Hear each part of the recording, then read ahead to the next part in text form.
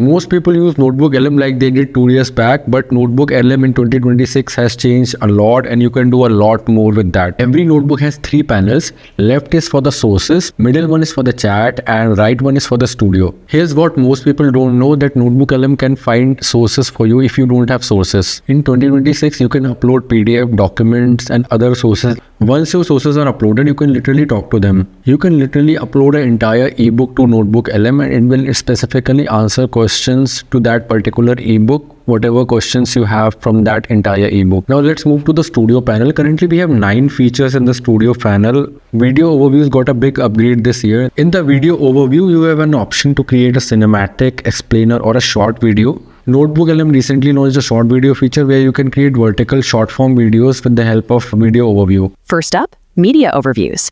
NotebookLM synthesizes your dense material into an engaging podcast or stylized video. It creates a highly realistic conversation between 2 AI hosts discussing your exact uploaded sources. Next comes the slide deck option. You can literally create a PowerPoint presentation with the help of NotebookLM. You can turn your sources into a PPT slide. When I first used this slide feature, I was literally surprised to see the output. It was very professional, aesthetic, and a beautiful PPT generated from my sources. You can type a prompt in that particular slide and NotebookLM will fix the errors or any changes that you want. In Infographics, you can literally pick your style.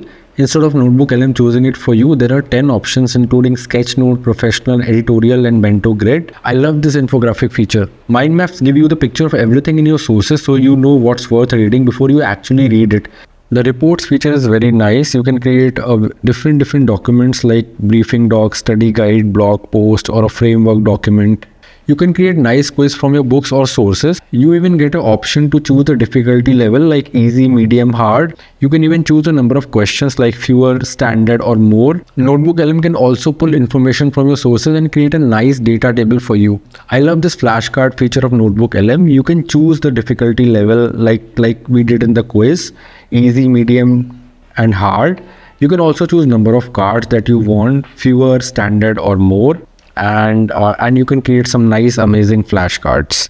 The audio overview is a very nice feature. Like you can choose, you have like 4 different options. Like you can do a deep dive, brief, critique, and a debate option is also there. Critique and debate are my favorite features in the audio overview. Welcome to the debate. Imagine sitting on a crowded subway, holding your phone and just, tapping out a single quick sentence. Right. So that's all for today. If you found this notebook tutorial helpful, do subscribe to the channel.